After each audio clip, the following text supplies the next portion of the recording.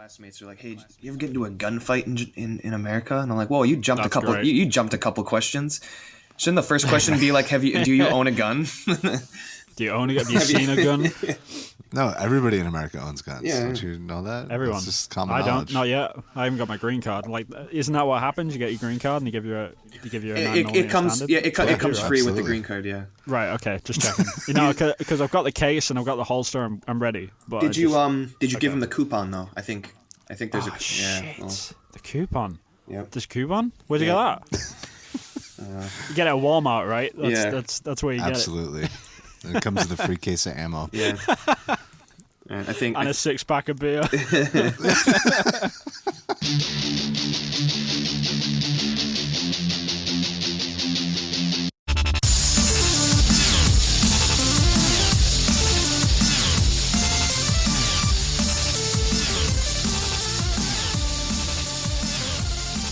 What's up, guys, and welcome to episode 32 of Podcast Reload. It's the general gaming podcast by some Sifted.net subscribers, where we invite community guests onto the show to talk about the games industry in all its weird ways.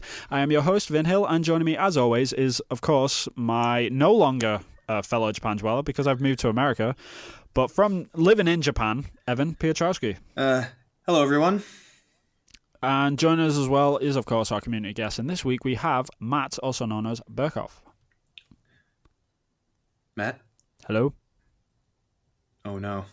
Hey, can you hear me? Oh yeah. All right. Shit. All right. Sorry. Do the. I'm gonna make That's you do fine, the just say intro hello. again. We'll carry on. I'll be All fine. right. Hey, what's going on, guys? Cool. This is Matt. This is a three-peat for you, isn't it? It is. Yeah. Thank you for having me on a third time. Yep. Well, we're running out of guests, so you're all we have. That definitely makes me It's going feel to be back special. up for the next 5 weeks or something. Yeah. No, thanks for coming on. Appreciate it. It's all good. Okay, so community updates, any feedback or anything like that. First thing, obviously, I'm no longer living in Japan. I've just moved to America. Woohoo!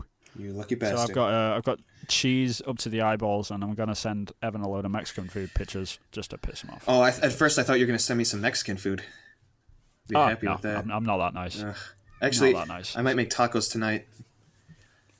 All right. Yeah, I had Taco Bell the other day. Oh Suck it. God, it's so strange. Like the things you miss when live. It's like if someone's I miss Taco Bell said no one in the States ever, right? But like you live in a place that doesn't have it, and then all of a sudden you want it. It's weird, but yeah. Then you Yep. So that's bit busy, that's actually why bit we busy went last around. week moving across. Yeah, that's across why the we world. went around last week. So I had to move my body across the earth. That is the weirdest way to ever say that you've ever moved. And yeah. So yeah, that's been fun. My body clock is all screwed up, so I'm going to talk like an idiot for the next hour. So should be good. Yep. Should be good. You had something about Joy-Con controllers that you screwed up last week. What was that? Yeah, actually, I might get this wrong again, which probably says more about how confusing Nintendo's messaging has been. But I mixed up like what technology was in like the left or right Joy-Cons. Okay, I'm pretty sure the infrared sensor, the HD rumble, and the home button are on the right Joy-Con, and on the left and the NFC reader, and then on the left Joy-Con is the share button. I don't even know if it has HD rumble. I probably should have looked this up before we did this correction, but Probably. all right. Well, second correction, episode 33. Let's move on. Incoming. Yeah. It's all good. Okay, cool. So we've got a game for you, Matt. Did you play this with us last time? No, the last Was two it the- times it was if we could, or if a game could be made by any developer, if it's a remake okay. or whatever. Yeah, that was the question. All right. Cool. So, Sweet. All right. You ready? We're gonna play a new game. all right, Sick. I'm ready. Cool. So the game is Save or Kill, and in Save or Kill, I give you two choices from the games industry. It can be a game, it can be a person, it can be anything, and then you've got to choose if you want to save or kill it. But if you do say something, know that the other thing has been killed off completely, and you'll never get to play it again. So, are you ready, sir? I am. Cool. So number 1, Portal or Team Fortress 2. Portal. I gotta save Portal. All right. Doom or Wolfenstein. I think that I will save Wolfenstein. What, even compared to the new ones? Is that based on the new ones or the old ones? I don't know. I've played through most of them. Like the 2009 Wolfenstein, I thought was really good, and that was I can't remember who made that. Is that the New Order or the New Order? No, so there was just one before. Yeah, there was one that came out. It was in 2008 or 2009. It was just Wolfenstein, if I remember correctly. Oh, is that the one where like you had like a kicking you had a kick option and your foot looked like really small? Like everyone was making fun of how small the foot looked. I don't remember that. Okay. There was I hope that's a thing. I think it is. Seriously, look it up. Anyone out there? It's like a Donald Trump joke, but backwards. Yeah, like, yeah. Look at his tiny feet. Yeah, everyone was like, had... "This foot is like way too small," and I think people made a bunch of videos about it. I don't know if that's the game. I remember having like supernatural powers in that one. Okay. But yeah, I think the series can go forward and probably do a lot of cool stuff, even though, I mean, who gets tired of killing Nazis, you know? Yeah. Amen to that. Yeah, they have that game coming out. At least the next one is in the works. The Colossal something. Oh really?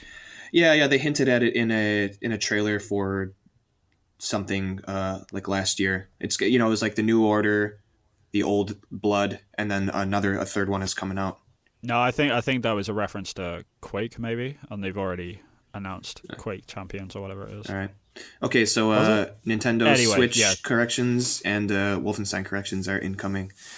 Incoming, yeah. 33, I look forward to it. All right, next one. Diablo or StarCraft?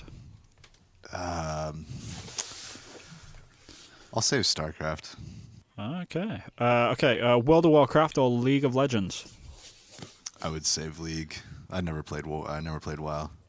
Oh, wow, you lucky son of a bitch. Like, everyone's been sucked into that portal. Except for me. Most people I know. Yeah, there's two of you. One conversation. All right, last one. What can we do? Final Fantasy or Pokemon? Ooh, that's tough, actually. Yeah. Tasty. Shit. All the recent Final Fantasies have been kind of crappy. Oh, yeah. All the Pokemon games have just been repeats. Yeah, but they're still fun to play, which is weird. Right. I'll say Final Fantasy. Right. I'm hoping that successive games will get back to where the series needs to be. Sure. All right, I have one for you. Super Nintendo or Sega Genesis / Mega Drive? Mega Drive? Yep, Mega Drive. Yeah. That's really tough too, because I like a lot of obscure games that are on the Genesis. Did you guys ever play Rocket Knight Adventures? I never did. I did watch your drunk playthrough though on YouTube.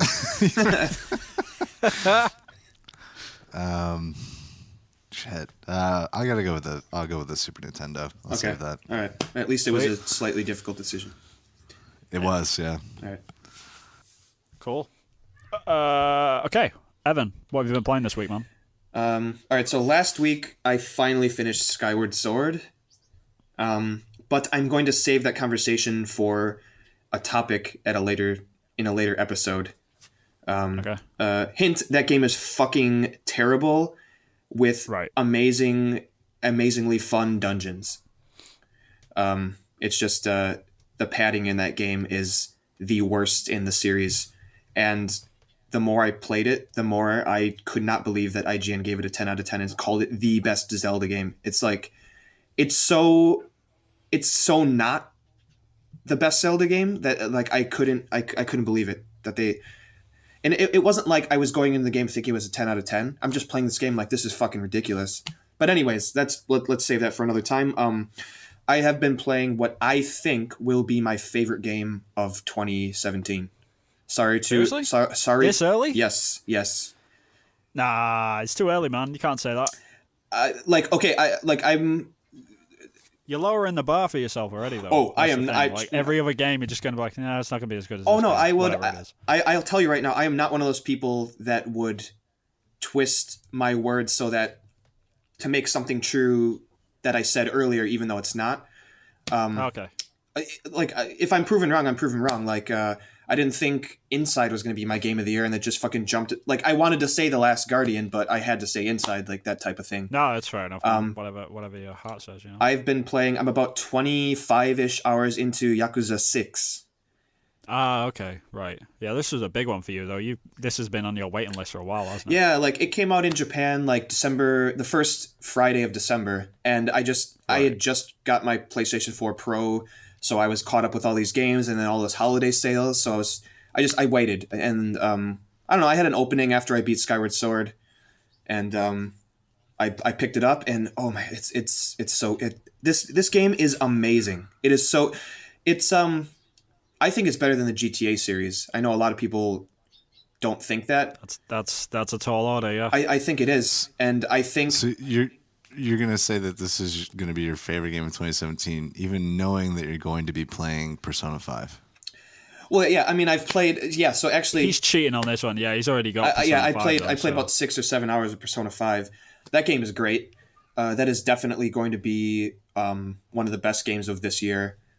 People who like Persona 4, they're going to love it. It's great. It's a great game. But having played 6 hours of that and then 25 hours of Yakuza 6, it's everything that the series has been leading up to. And finally, this is the first Yakuza game that has solely been made on the PlayStation 4. Every other game, recent games, it's been made for both PlayStation 3 and 4. So it's been holding the series back in terms of fidelity.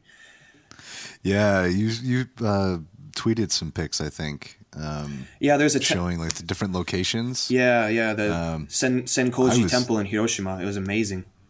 I was blown away. I was like, wow, that does look really good. And there's just little things about the series that have just seemed very archaic and arcadey.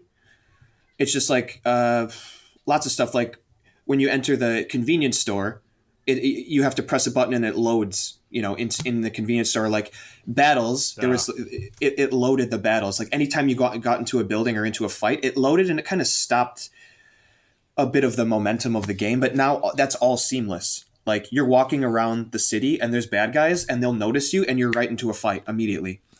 Interesting. You can just walk right into a convenience store. You walk right into Club Sega. And just like, I wish the makers of GTA got together with the people that write the side stories for Yakuza 6, because I don't know, man, like I like GTA. Like I've beat GTA 5 last year, or the year before that. But like the longer that game goes on, you're just going from A to B. And while you're having like conversations in cars, it's like, I just don't think it's interesting. Like, what do you remember about Michael or Franklin or Trevor? Like, I don't even remember Trevor. Yeah, exactly. Like, I do remember Trevor a lot more. Yeah. The other two, yeah, you've definitely got a point there. But, like, in the story, like, what the fuck was that game about? Like, yeah, there was heists, but what was the overall story? And, like, there are so many... Get rich, die trying. Yeah, I suppose, yeah. But, like, Yakuza 6, like, the side stories are so fucking interesting. I spent about an hour yesterday fucking trying to get 100 points at a karaoke machine. Yeah. And I fucking did it. I took a picture. I'm going to post it on Twitter. But just the side story is like, you're walking down the street and this girl like taps you on the shoulder. She's like a high school girl. She's like, what year is it? You're like, what? It's 2016. She's like, yeah, I did it. I went back in time. And you're like, what? And then there's this massive story about like, did she go back in time, or was it because she had repressed memories about her mother cheating on her father and she wanted to set back? It's like, it's fucking crazy. And that's just like this one story. And then there's one where you're walking down the street and this guy's like, oh, like there's all these mascots in Japan. Like everything has a mascot. The police station has a fucking mascot. So this guy is trying to like promote this small town that he's in. And they have this horrible looking mascot. It's like an orange with like a bowl of ramen on its head. And he's like, weird. He's like, hey sir, like the guy that was supposed to wear this costume, he didn't show up, and you're the exact height I need to wear this costume. Can you do it for me? And you're like, okay, yeah. You put the costume on, and it's just like a meet and greet to promote the mascot, and then you're in this parking lot, and then there's like a TV station there. And then you like nudge the guy, and you've got this orange with a ramen bowl on his head. And you're like, wait a minute, you didn't say anything about a TV. He's like, just go with it. And so like he primes you like, okay, these are the things you have to say. Like he ends every sentence saying this, and he does this crazy pose, and he does this stuff, and you have to remember that stuff. So when you're on TV, you have to like, oh wait, what does he say? And you have to like follow the rules of the mascot. And all these kids show up, and they're like, yay! And then like, of course, like some assholes show up. They're like, hey, this is our turf. Get the fuck out of here. And then the kids start crying. And then all of a sudden you go like fucking Kazuma Kiryu. You're like, you made the kids cry. It's time to crack some skulls. And then you're just in this mascot uniform. You're just this orange with the ramen bowl in his head, and you're just like beating up Yakuza because they made it's like weird. That is one side story, and every single side story is that interesting. I could go on later, like Thomas Thorson. I kind of want to get him on the show. He was our very first guest, and he's a massive fucking fan of the series. Like this is going on too long. This game, it's so much fun. I have it on pause. I have it on pause right now, actually. And after this podcast, I'm going to play it again. Nice. Yeah. So I do want to play Yakuza 0 though. I mean, that's just come out as well, and it's getting good reviews. So yeah, I'm excited. Might be a good time to jump in the series. I'm excited. It seems like everyone's really, really happy. Like I'm curious, is it on the same engine as Yakuza 6? Because it's Zero. I'm pretty sure it would be. No, I mean, that game was right?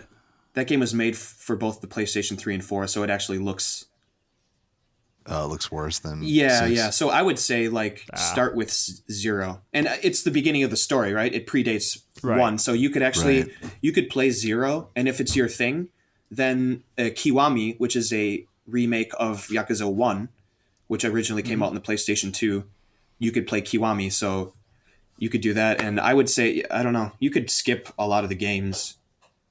Okay. It's really weird, but yeah, Yakuza, it's amazing. Like I'm not bored of it.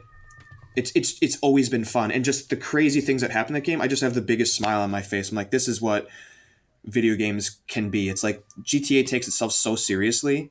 Sometimes it's kind of a fucking downer. And this game, well, it's so Japanese, like it's just gushing melodrama. Japanese like melodrama about like loyalty and betrayal and all these kind of like, you know, like mafia type story threads. And then you can sing karaoke or go fishing and act like a fucking fool, and it's just, it doesn't take itself. It balances both parts of a game that I wish something like GTA would do a little bit better. But yeah, it's amazing. I feel that way about Saints Row. Because Saints Row is like that, you know, it's just goofy, cartoony, you know, but it's in the same style. It's still like an open world GTA-like game. But I prefer Saints Row to GTA, personally. Yeah. I only played Saints Row 4, but I really, really liked it. 3's pretty good, too. 3 is not quite as batshit crazy as 4. It's kind of when they started turning the corner, right? Yeah. All right. Yeah, I mean... Yeah, that went on for a really long time, but Yakuza 6 is it's great. It's really, really good. All right, sweet. Yeah. So yeah, I haven't actually been playing anything because of obviously the move and stuff, and I've actually only just got my TV today, so I've not played a single thing in a week and a half, which is kind of jarring. I actually want to get back into video games really quickly as I can, but for the time being, Matt, what have you been playing this week, man? I have been playing Disgaea 5, Fire Emblem. I'm going to mess up the subtitle. Mancho no Nanzo, I think is what it is. It's Mystery of the Emblem. It was the SNES remake of the first game with the second book that was like a sequel to it. I didn't understand anything you just said. Really? No, I'm just kidding. I just I was saying, am I talking gibberish right now? Yeah. Wait, what is that? And I've been playing. What are you playing that game on? The Fire Emblem game? I'm playing it on my Kindle Fire tablet. Oh. Okay. Oh, sweet. So, have you got an emulator running on there, or? Yeah, it's totally bootlegged, but it's only available as a fan translation if you want to play it in English. Okay. Ah, I see. So, that's fair then. Yeah. And then Paragon, I've been playing that. I think jump on with a bunch of friends. Paragon, yeah, that's surprising. Like, it's just one of those games that like, it's like Battleborn, right? Like, does anyone actually play that game? I'm not trying to. Apparently they do. Apparently there's a huge community of people that play. Yeah. I remember when that thing was announced. It was on the end of one of the E3 conferences, and maybe it was like PSX or something. But it was like the last game that they showed. Everyone was and it's like, oh, what are they going to show? What are they going to show? And it's like, oh, it's this new game called Paragon. Everyone sat there like, what the fuck is this? Yeah. Like, no one even knew. And it's kind of gone quiet. Like, I see it on the PSN store now and then. Like, it pops up, and some weeks on PlayStation Plus, they give it like an extra few coins for it or something. Right. But other than that, man, I haven't heard anything about this game. Absolutely nothing. I think technically it's still in beta, so it's not okay. like officially released. Right. But anybody can download it and play it. But they're constantly like every Tuesday there's an update for it. They're constantly balancing things and whatnot. I've been playing it since the alpha. When was that? When it was closed alpha, it was the beginning of last year. Oh, so you've been playing for a year. Pretty much, Wow. yeah. Off and on. It wasn't really good until just recently when they did the Monolith update. So with the Monolith update, they completely changed the map. It's much smaller, more compact. They increased movement speed, attack speed. They got rid of the way that attacks work. So that there used to be like certain types of attacks, so like energy and like a regular attack and all that. They got rid of all that and they just balanced it as, okay, this is how much damage this particular move does or whatever. The map also increases the verticality, so it really takes advantage of the fact that it's in third person and it has those third person shooter mechanics as opposed to other MOBAs. Mm-hmm. The matchmaking's really good. The chat is nice because it's. Is it a phone app? The chat? Do you like use an app? No, so it's not like the Switch. Okay. There's like a dialog box that you pull up and then you select from a menu basically, and so you only have a certain number of like commands and things that you can say to the other people on your team, which brings down some of the toxicity that other MOBA communities have, because you can't actually talk to other players unless, like, my friends and I will jump on Discord. And so we have voice chat together, but like if there's only 4 of us, there's always like one player that would have no real communication with, that's on the team. So, So yeah, it's one of those games that just because I don't play it, I assume no one plays the type of thing. But yeah, it sounds like God, Evan, healthy. the world doesn't revolve around you. Yeah, I know. Jesus. No, it's cool though. Like, because you played League of Legends before, right? So, like, how do you match it up to that? Is it as good, or is it better, or is it like still got a ways to go? I think that it's closer to Dota. It's closer to Dota 2. Right. Okay. So you have to really focus on like last hitting minions, and the card system that's in place is very similar to the way that items work in Dota. So like in Dota 2, you stack items to buff your character. Okay. And in Paragon, you stack cards. And like the cards are there's no money attached to that in terms of like the free to play aspect of it. It's all the characters are available. The only thing that you spend real money on in the game is like skins and cosmetic items. Okay, that seems to be the way those things are going, with like Overwatch. Right, so it's pay it's to a lot. play just kills games, Yeah. especially like that. So that's good. Yeah, it's a lot closer to Dota 2, I think, in that regard. Right. Sweet.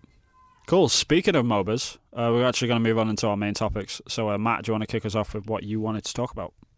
Sure, yeah. I just wanted to talk about MOBAs in general. I think that it's an interesting genre because it sort of combines digital distribution, esports, the free-to-play monetization. Mm-hmm. It has the constant stream of updates, which, there's... Like with No Man's Sky, everybody was bitching about the updates that were coming out for it, Yeah. But Which MOBAs confuses me. But it's like the game's getting better. Leave it alone. Yeah, I don't understand. Yeah, sorry. No worries. But yeah, MOBAs sort of embraced that idea of constant change. And like with Paragon, they've completely changed the map that you play on. And there's no option to go back to the old map. Like, this is just the game now going forward. The decision was made, the update was done, and okay, this is the game going forward. So I was just curious, what you guys' experience with MOBAs has been, and sort of talk about it in terms of sort of a next generation genre. I think it's unique. Yeah, definitely. I mean, I've still not gotten around to playing MOBAs really. Like, I've watched them before, and I sort of get like the aspect to it, but like you hear so many stories about how toxic like some communities can get, and then there's other people that just are absolutely obsessed with them. So they must be good on some level. But I just haven't got around to them because I think like a lot of people know that there's sort of a bit of a stigma that's sort of floating over the top of them. Maybe because they're free to play, maybe, and it gets the same sort of treatment as like a mobile game gets. Like, I don't know if you feel like that, Evan, but that's the sort of feeling that I get from it. Not that that's a bad thing, I guess. I mean, it's good that more people can access the game for less, obviously, if it's free and it runs on low spec systems and stuff. But right, yeah, it's one of them weird things, right? I don't know. For me, it's like it's an impenetrable genre for me. Like, and part of that is because I don't play multiplayer online anything, let alone a MOBA. This is true. Yeah, I'm not interested in playing like the same map over and over. Like, just my sense of like I get the idea, like you actually can like prestige and stuff, like there's things that you can do, and it's not necessarily about like there's a progression. Yeah, there are progression systems in there, but the progression systems that are in place are just not interesting enough for me to feel like, one, that I'm getting better, and then two, that like there's no end game type of deal for me. So like I see them, and when I see a stadium of people watching someone play a MOBA, it's like I feel like an old man yelling at a cloud. I'm like, I do not get this. I don't get it at all. This isn't real video games. Yeah. But like I know what you mean. It's a genre that like, it's cool. Like the people who really like MOBAs, like it just seems like they really enjoy it. Like Brad Shoemaker from Giant Bomb, like he goes on about Dota 2 like all the time, and I can tell like he's really, really passionate about it. And it's one of those things that he just can keep playing. Like if there is no Dota 3, like Dota 2 is probably it, because Matt, like you were saying, like the constant updates and all of that stuff, right? Yeah. The game is just constantly evolving as it is, which is, with community involvement. Yeah. Which is like, you got to keep on top of it then, right? Yeah, exactly. Because of that. Which is cool in a way. Like, just imagine if you just had this one game and it was interesting because it kept changing and being updated and stuff like that. But yeah, I don't know. It's just, I don't think I'll ever get into MOBAs. I don't know. Yeah, I think the main problem behind, like as you said, the whole esports thing, there's that one side of it where I'm just looking at like, why are you people watching this? Like, I don't like. I mean, I've sat down and I've watched League of Legends and I understand it. I get it. And I understand why it's exciting and stuff, but then when you watch like a stadium full of people watching, like, why are you watching this? Like, there's that part of me that just doesn't get it, and then there's the other side of it, which is, I think this is really cool and exciting because it's promoting the games industry in like this massive way, and people from all over the world, like League of Legends is crazy popular in countries where video games aren't really a thing, so that's the cool side of it. But at the same time, I'm like you, Evan, like that old dude in the back, just like, this isn't video games. Yeah, like, I have no clue what the hell is going on. But like everyone's cheering as something happens, like the health bar went down by 5%. Like, why is everyone cheering? I don't understand. And then suddenly some dude's dead. Right. And I'm like, okay, how did that happen? That part I get, just because like I'm a massive NFL fan and also a football fan, soccer fan. So, like, if you didn't know, like, I've watched rugby before, and it's like, all of a sudden the announcer's like, oh, and then his voice gets high and the crowd's cheering. It's like, I don't know the context and the rules of the game, so, like, I can't get into it. So, when stuff happens in MOBAs, I don't know what's good or what's bad, like, how you turn the tables. I don't know any of the rules. So, yeah, it's like, I see them cheering, but I just don't get it. So, I understand, like, the parallels with like, sports where you don't get it unless you know exactly what's going on type of thing. But even when I do like understand it, like League of Legends, I pretty much I get it at this point. Like I know mostly what's happening. Like I get the flanks and all that sort of stuff, and and I'm understanding it. But at the same time, like the second I get it, like I've still got no desire to boot it up because my brain's automatically like, well, I'm never going to get as good as that guy. So what is the point of me playing? That's kind of how I am with like, multiplayer. I'm not even going to get close to this dude. Not even close. Yeah, I mean, people are watching this dude on TV, like I'm screwed, dude. Like, no way I'm gonna like pick up this game and get good at it. Yeah. Like, what hope have I got? Let me pose it this way. Right. Do you guys ever go out and just like play basketball, shoot hoops, or maybe throw the ball around in the yard?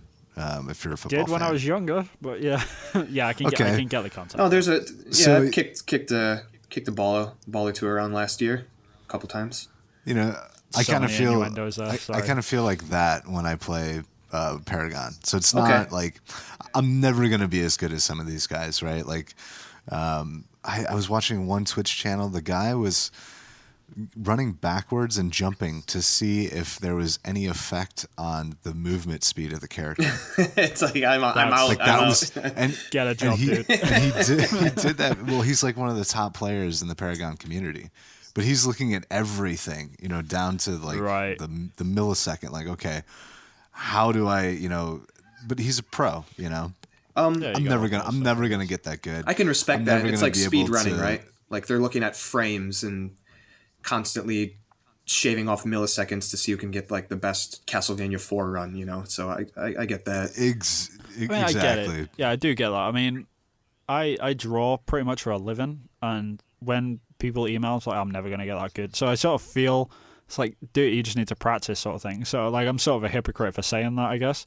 So it's a bit, yeah, it's a bit of an it's just there's so much like revolving around like the MOBA scene that I feel like I'm so far out of the frame that I don't know if I could even step a toe into that arena yet. You know? Yeah, and the longer it goes on, like the more impenetrable it becomes. The worse it gets, right? Yeah, that bubble gets thicker and thicker. That's the problem. Yeah. Well, Matt, like when did you get into MOBAs originally? I got into MOBAs, I think, when Dota 2 first came out of beta. Because I was big into the original StarCraft, and I played that online a lot when I was younger. Okay, so it's always been a thing for you, this kind of competitive online. Yes.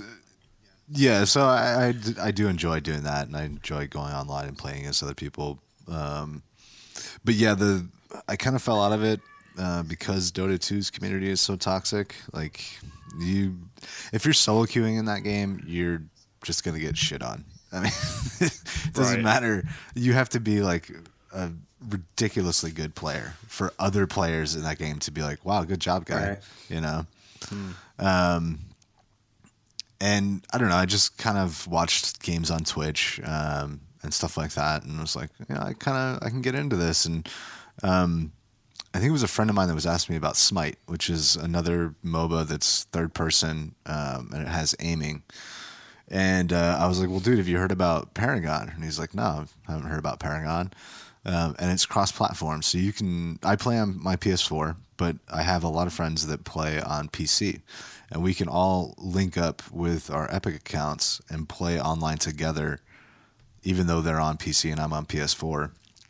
That's pretty so cool. That's kind of just the way it happened. It was like, oh, we got, you know, 3 of us. We've got almost a team now. Let's try to get some of our other friends in. And so yeah, now we started a Facebook group, and we'll post on there and be like, hey, is anybody playing tonight? Okay, you know, if we can get 4 or 5 people together and have like a full team, that's when it's fun. That's the great thing about the game being free as well, right? I mean, the fact that you can just say to someone like, hey, you should jump in and join us. It's like, yeah, I don't really want to spend $60 on a game that I don't know anything about. But if it's free, it's like, yeah, all right, why not? Like, there's no like strings attached, right? Absolutely. Yeah, that was a huge benefit, I think, to, you know, the fact that it was free to play. It was like, oh, just download it, you know, see if it runs on your computer, or if you got a PS4, just download it. We'll play together. Yeah, I think that's why League got so big as well. It's the fact that, like, if that game was 1 cent, like, if there was any paywall whatsoever to it, I don't even think it would be quarter as successful. I can agree with that. Yeah, even if it was like $5, I don't think. Yeah, 1 cent, man. Like, if you had to put any credit card details in, because I reckon the majority of people playing that game are probably going to be like young guys that, haven't got credit cards or anything like that, and they're just downloading the game and playing it because they've watched their favorite players online, and they're just like, yeah, they've still got a dream, Right. So it's kind of crazy. Like, kids these days want to be professional video game players rather than athletes. It's kind of Yeah. I like the fact that option is available. Yeah. Yeah, it's pretty cool. So, Matt, when you're in these, when you're with your friends playing these games, like, how much time do you spend? Like, how do you get good at it? Do you guys like talk about in your community? Do you talk about the game outside of the game? Do you try new stuff, new tactics? Like how do you progress in the game as and get better? Yeah, it's like playing chess. I mean, that's kind of the way that I see it. But it's like team chess, and everybody has a different role. So yeah, I mean, we do talk about that stuff in between games. Like, I don't think we've won a game yet. Oh, really? My friends and I have never won a PvP game. Wow. Like, we'll dominate against the AI because there's an option to play co-op via the computer. That's how I actually tried out Overwatch last year. There was a free weekend, and I was like in a group of people playing the computer. I'm like, yeah, this is pretty cool. And then I went to PvP and get stomped. I was like, all right, delete. I deleted the game off my hard drive. So that happened like the first couple of times that we played together because nobody really knew kind of what was going on. Like, I was the only one that had any experience, but I didn't really put the time and energy in to really learn the game. It was kind of one of those things like I don't know how I even signed up for the alpha. I was in the closed alpha and they made me sign an NDA and everything. Oh, wow. And I downloaded it to my PS4 and like it would pop up and it didn't even show the game. Like, if people were looking at my profile, it was like, he's playing Orion. Like, but we would get together and it's like, okay, we lost this game. Why did we lose this game? Okay. Like, what were we not paying attention to? And we've progressively gotten a lot better just by paying attention to those things. So it's like, okay, this player that plays, this type of character usually runs this type of role, or this is the way that this character is utilized. If I play this character, I can counteract, the ultimate ability of it or whatever. And I mean, I don't know. I sit around, usually drink a few beers and just have fun. I think that's the important thing, though, right? You're still having fun with it, regardless if you're getting stumped and you don't know, you're not at pro level or anything. Like, you're still having fun, so that's a good side of it. But would you be having that much fun if you went in a team, though? That's the real question, right? Especially with your friends, people you know. Yeah, it does. It helps immensely if you've got friends that you can play with. Yeah. Because when I solo queue on Paragon, it's kind of like, I'll maybe play one game. But if I've got my friends together and we're all able to jump on, and I mean, we'll play 4 or 5 games, sure. And each game can take up to an hour. Oh, really? That long? Each match, yeah. What's the goal for a match? Just kill everyone? No, so you have, each side has its own core, and there's 3 lanes with 3 towers each on either side. And so the idea is to get through the enemy towers and destroy the third tower. Is called an inhibitor. Once the inhibitor goes down, then that lane starts spawning more powerful minions on your side. Okay. So it's harder for the other team to take out those minion waves. Mm-hmm. And then eventually just get to the core and take out the core. And that takes about an hour, huh? Yeah, some games, it depends. Like, I'd say 30 minutes to an hour. If both teams are matched very evenly, an hour usually. Fair enough. All right, I think maybe I'll do my due diligence on this. Like, I'll watch some videos just to kind of wrap my head around the game a bit better. Yeah, I mean, like, if you watch a few, like, for the first few games, you're just going to be watching, like, what the fuck is that? Yeah. But after a while, it's like, oh, okay, I see what he's doing there. And you get why they flank around, they're backing off, like, they do a couple of hits, and then they run away, try and lure each other in and stuff. It's like, oh, okay, like, I see what they're trying to do. And then, like, an hour later, I'm like, oh, shit, it's Daigo with the full parry. Yeah, like, you just, like, you're wearing the hat and you got the scarf and shit, like, then you'll be one of them. Yeah, one of them. The only thing that I don't like about the MOBA industry really is the fact that it sort of killed off RTSs. You know, like that was the RTS scene like 15 years ago before like Command and Conquer and. Right, yeah, it's like World of Warcraft 3 and not World of Warcraft, just Warcraft 3 and stuff. Like, where's Warcraft 4? I want to play that game. Like, nope. It's just I mean, I miss RTSs, but yeah, no, cool discussion, man. Thanks for bringing it up. I think a lot more people need to give MOBAs a chance. So it's good that you fly its flag a little bit, you know, especially me. Like, I need to get on that at some point or another. I will say specifically with Paragon, if you're into FPSs. This is definitely more towards it's geared more towards that. No, so you have the verticality, and you do have like the intense, speedy action that you get from an FPS. I mean, it might not be quite as Twitch, and there's more that you have to pay attention to, but in relation to something like Dota 2 or League of Legends, where you're just moving a mouse around, clicking on the map. I feel like it's a lot more engaging. Cool. Yeah, I'll definitely check it out then because I'm a huge FPS guy. So sweet. Cool. So moving on, Evan, do you want to kick us off with what we're talking about this week? Yeah. So our topic for this week is about controllers. So last year I played like 35 hours of Shadows of Mordor. Platinumed it, and then I jumped into Assassin's Creed Syndicate. And it was like just past the tutorial section. And even though the games have a lot of similarities, like both games include a combat system built around like blocking and parrying and attacking like a number of enemies that surround you.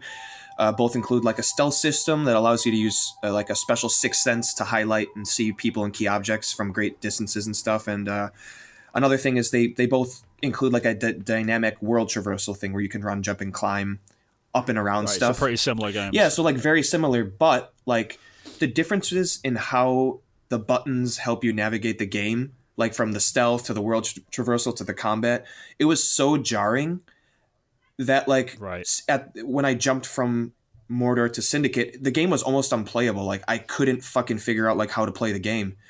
And it's just, it's interesting like how and why are these two very, very similar games so different in terms of their controls. So yeah, I kind of want to talk about control schemes, basically. So one thing I wanted to start with is what control schemes do you prefer for like certain genres? So I'll throw this to you first, Vin. You're a big FPS guy. Yeah. What is your... So you might... This could go two ways. I actually do not like to aim and shoot with L2 and R2. I like L1 and R1. Right. You probably got that from playing the PS3 for all those years, though, right? It has to be. And if them triggers, man, they were so bad. Like the developers were even like, "Nah, we're not." No. Oh yeah, you know what? Yeah, that might be it. That might be it. Like, what do you prefer in terms of FPS controls? And this could be anything, like loading, switching guns, all that stuff. Yeah, I normally keep everything normal, like especially on a controller. Same for mouse and keyboard. Like I keep everything default, but the only thing that I changed like over the years probably is the crouch button. Like a lot of people are weird about this, but for like the longest time I used to crouch with the old B button on Xbox and circle button on what would be the PlayStation, but then I switched it to R3. R3. Yep. Yeah. Right. I was one of those guys. Good man. So I switched that because like I was playing against one of my friends one day. We were just playing COD, I think it was, but we were just like having a test match against each other. But he got really good at doing the drop shot, and that was a thing for a while. Oh, God, I hate the drop shot. That was not a good time in FPS history. For you kids out there that don't know what that is, you better go and Google it. But he got really good at doing it, and he could just like drop straight down. He would shoot me at the same time. I could just not hit him. I was like, dude, how the fuck are you doing that? I can't even get my. He's like, oh, you got to switch it over to the to R3, and then you really perfect it. You know, the shuffle. It's so ridiculous. But after that, like I could never get used to the drop shot. But after like trying it for so long, I just got used to the crouch button being that.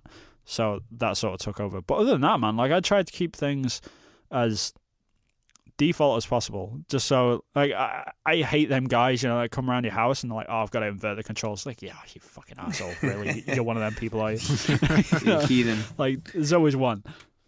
So, yeah, I try to keep default as normal. But how about you, Matt? Like, how do you play? In terms of FPSs? Or it could be, yeah. Well, any game. Like, it doesn't does matter. anything stand out to you in terms of, like, what you prefer? Like, clearly reload has to be triangle or, you know, like, or square. Like, I don't know. Yeah. Well, for me, I look at it like, okay, there's the pre-DualShock controller and the post-DualShock world. So, like, when the DualShock came out, that's when we started seeing, like, FPSs getting ported over to, like, PlayStation and whatnot, because they didn't really work before. Like, you couldn't do that with, like, a Super Nintendo controller or whatever. Yeah. So I think it really depends on, like, the type of game and the era from when it came. So, like, Resident Evil, I tried to go back and play the remastered edition on PS4, and I was like, I'm switching it to tank controls because that's all I know. Mm-hmm. And it was so weird to try and do that because it was like, oh, this doesn't make sense to my brain anymore. Yeah. Like, so much has evolved in terms of, like, the way that we control games. Yeah. That it just doesn't work. You know, it was kind of like that with Resident Evil 4. I have never to this day, and people always look at me and want to slap the shit out of me when they hear me say this, but I've never finished Resident Evil 4. You are a terrible human being. I know I am, and the reason for that is because I played Dead Space 1 before I played Resident Evil 4. Oh, that was a bad idea.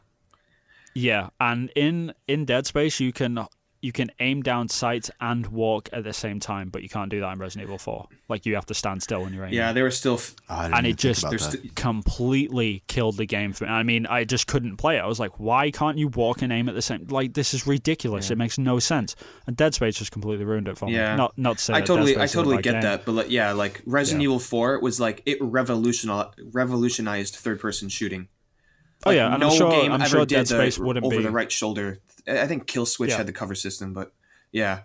And then they improved upon that. Yeah, I totally get that. It's unless they change that, which they won't, it would be really difficult. Yeah, that sucks. Japanese developers are pretty strict about that stuff. The only game that I've ever seen like update the game properly like that is the original Metal Gear Solid when they ported it over to the GameCube.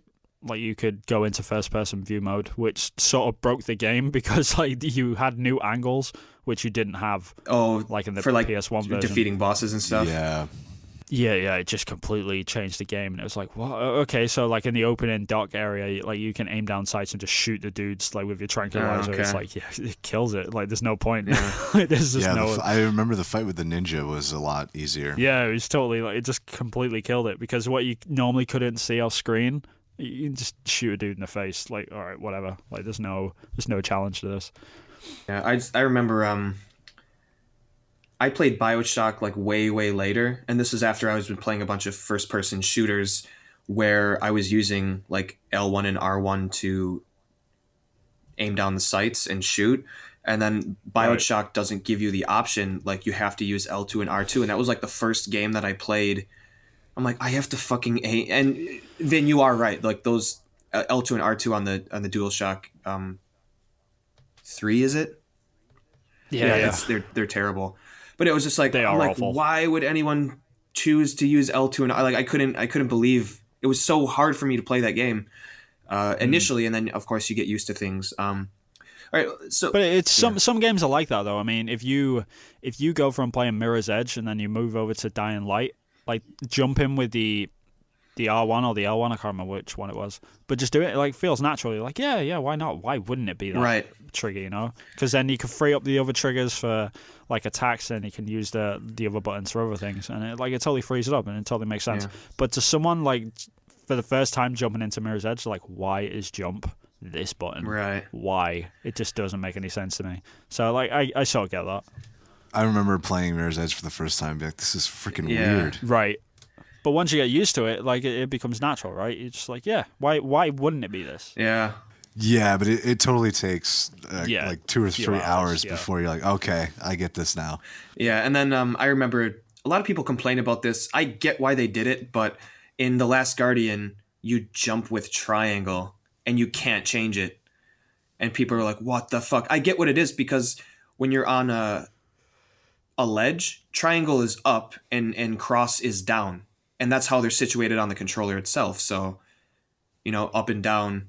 But like, it's just really difficult for people to wrap their heads around. And some people like really complained about it and took points off the game for the control scheme. Oh yeah. I think triangle was jump in the PS3 version of Oblivion as Really? well. That's. Yeah. I will say though, that's it fucking. might be that in Skyrim as well. I think it's that in Skyrim. Same thing. Is it? Yep. I'm pretty sure it is. But that's like, look at the Super Nintendo control. It's like B is always should be jump, and then Y is attack, because your thumb naturally hits B to jump and then hits the attack button. And in some games it would like B wasn't jump. I'm like, why would you? Okay, so let's move this conversation on. Like, should there be a widely accepted control scheme that like people should adhere to? Like, for specific. What, you mean like standardized? Like standardized, yeah. Like for this genre, like this should be. I'm not saying like a law, but I'm just saying in general, like yeah, they should probably follow. For the genre, I think a lot of genres have already got that, and it really depends on the game. Like an FPS, like if you're aiming down sight and shooting, like yeah, you probably shouldn't change the buttons around too much, because people are sort of used to that. And if I picked up a new Call of Duty and it was a completely different button to shoot, then that would throw me off. Okay, big so time, you're saying across a series, outside of the triggers, right? Across a series, obviously keep the control scheme the same, but yeah. Like, but yeah, it's strange. I mean, I just like certain... Shadow of Mordor and Syndicate, like those. It was insane. Like you should have seen me playing Syndicate. I almost couldn't play it. Like my mind could not wrap my head around the controls. It was so jarring. Well, it's muscle memory at the end of the day. You're training your body. You're training because like once your muscle memory's got what certain things do, then you've made that connection. And you're no longer thinking about the controls, and that's where you want to be with a game. Yeah. But if you're having to relearn a game when you first pick it up, like that frustration it's tough to get your head around sometimes. Yeah. And I guess that like, makes totally sense. Like, so as people who play Assassin's Creed games expect the controls to be a certain way, right?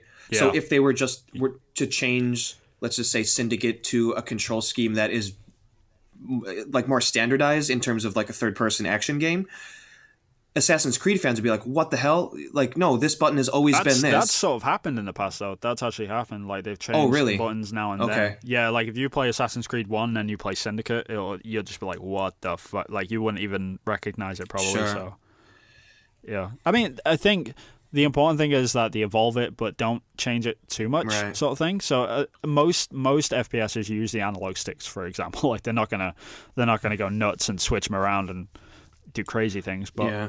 You know, as long as you don't alienate your audience too much, like I think there's a lot of flexibility, and you should have flexibility, you know, because like it sort of allows for experimentation. That's true. Like Mirror's Edge. That's true. Yeah. The fact that we use the trigger button or the bumper button, whatever you want to call it, the fact that we use that to jump, like I would have never thought of that in a million years, but the fact that it's there and you've got more dexterity with the analog sticks while you're jumping, you don't have to constantly jump from the analog stick to one of the X button, for example, if that was jump. No, and you're right. Like that makes sense. Mirror's that experimentation Edge, needs to be it totally works.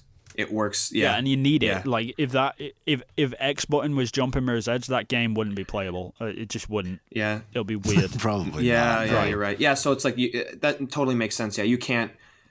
If you had some sort of strict standardization in terms of controls, like you would ruin potentially new ways of like playing games and stuff. Right. And I think Dying Light wouldn't have first person, you know, like it doesn't benefit from using a Call of Duty style control scheme. Right.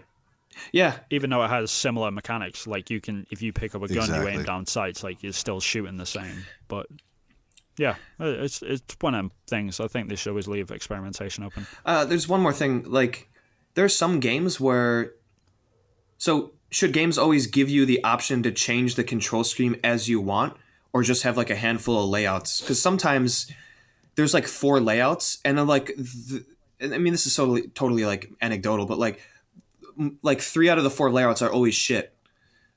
Right. It's like you had 4 chances, and they all suck. Like should I just be able to map the buttons a certain way? I mean, I honestly think that's down to the console manufacturer. I don't even think that should be anything to do with development in that respect. Okay, sure. Like, PlayStation have done a good thing, and I'm pretty sure Xbox have the same. This is recently too, right? This is like within the last year. It's pretty recent, year. yeah. Like you can go into the actual system and be like, all right, I want to change this button to this, and I want to do that to that. But like you'd have to change that game by game. So yeah, there needs to be better ways of doing it. But I will give props to Steam for this because they've with the Steam controller, it's basically like a profile that you can make. You can make a profile of this one control scheme which you like, and you can upload it, and then people can rate it. So there could be like 20 different control schemes that online, or you can make your own. But the most popular ones are normally up there, so you can just go and it's like, all right, I want that control scheme. Download it, and you can play with that. That's awesome. I mean, yeah, if they can integrate I love my Steam controller. Yeah, I actually have 2 of them, and for people that have way more time on their hands than I do, it's a great feature to be able to upload your profile. Yeah. And then let other people use it. They really need to push that in the console market. And I hope that isn't like copyrighted or anything by Steam so other people can't do that, because that's pretty huge, and that would really help, especially now that we can change our controls on the actual consoles. Yeah. So that would be the best way forward in my opinion. But I don't know. I will say though, like I really wish I could change my control schemes to anything I wanted to, because in Japan the circle button is yes and the cross button is no. Yeah. So yeah, what happened? Please. Yeah, it's Vin, you've been here. Like so, on like in the PlayStation OS, circle is yes and cross is no. But when I jump into a US game, and I strictly play on my US account, my US PlayStation account, it's switched. So I'm playing these games where like cross means yes, and then if I pause the game and go back to the OS, it's opposite. I fucking hate it because I've got a worse example of that happening to me. It's if like on the Japanese OS, like the normal on the dashboard. So circle is okay, X is back, right? Okay, like you can get your head around that. That's fine. But if you're on a US account and you go into the PSN store, it switches even when you're in the store because the store is quote unquote US. Yeah, that's. So you're like, oh, weird. What the fuck? So like, yeah, I want to buy this game, and you're going back, and you're like, oh fuck, all right, yeah, it's circle, it's the other way. Yeah, you know, it's terrible. No, you don't want to buy this game. No, you don't. Okay. It's. Oh, you want to go back to the dashboard? All right, see ya. It's like, no, oh fuck.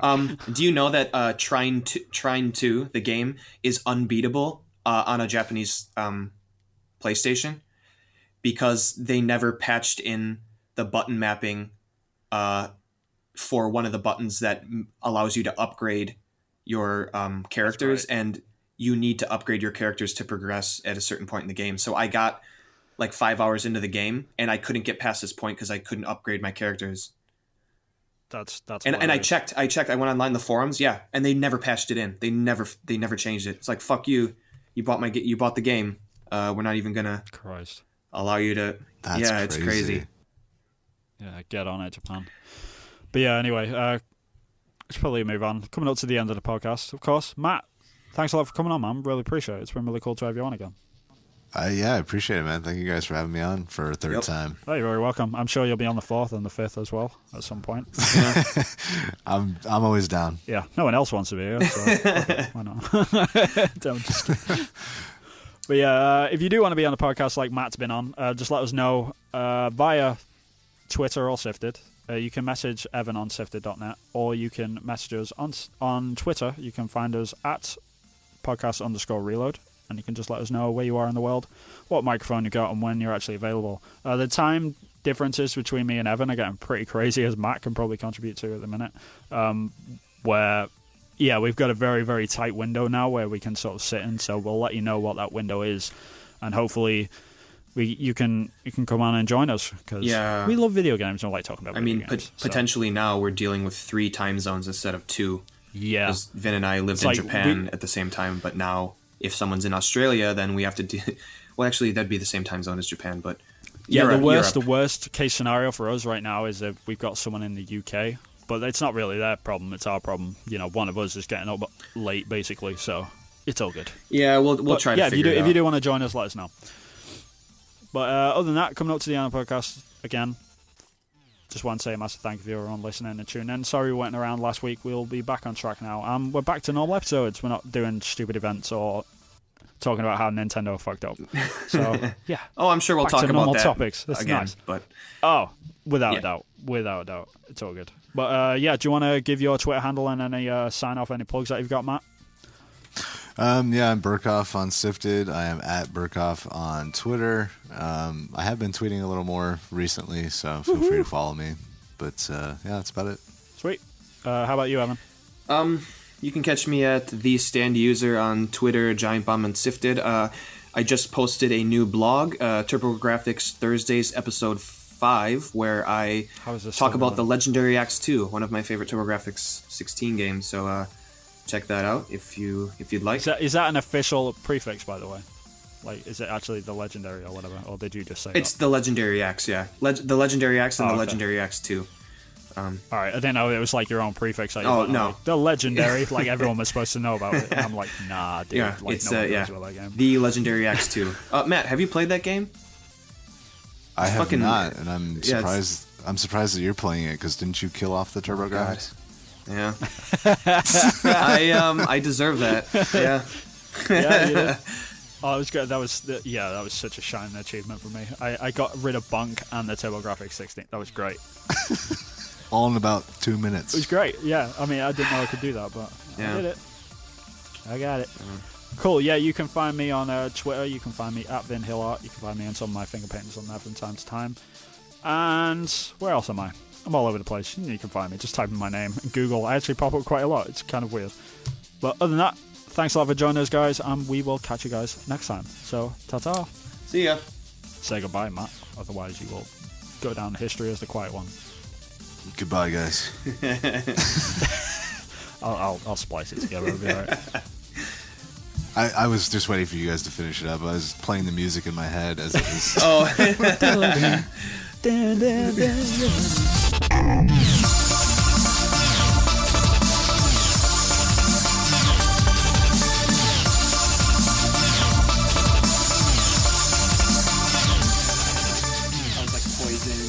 Shit. Yeah, and I fucking there's last strike. There's a YouTube series online somewhere where someone beat Final Fantasy 9 at level 1. Of course, yeah. It's like it's like four white mages. How the yeah. It's like, dude, what are you doing with your life? You don't need to do that. Yeah. Get to that point. I mean, you just kill all your dudes at the end, and then if you set like zombie or something on yourself, like you don't get any experience. So if you kill everyone in your party other than one person, then you set a zombie on yourself, you don't get any experience at the end of the battle. So it's like when that person does that, right, and then they beat it, it's like I did it, and they just like kind of like lean back on the couch, like what are they thinking? I don't know. It's like some sense of achievement, I'm sure. Like I did it. Okay, I guess I'll just kill myself now because there's nothing else for me to do. Right. Yeah, hoping that he can beat life at level 1. There's some deep metaphor in there, right? Like he's such a loser. You think, all right, if I can beat Final Fantasy 9 at level 1, I can get through my life as a loser. Yeah. You know, I don't know. No, there's something in there. No, he probably saw like, you know, as the credits were rolling, he probably, you know, worked one out. He's like, level 1. All right. Anyway. Yeah, seriously, all right, let's... And this is why we don't publish the pre-shows, because there's talk of hand jobs Yep. and masturbation and whatever. That's my Final Fantasy. I don't even know what that means. I don't know what that means either. Yeah.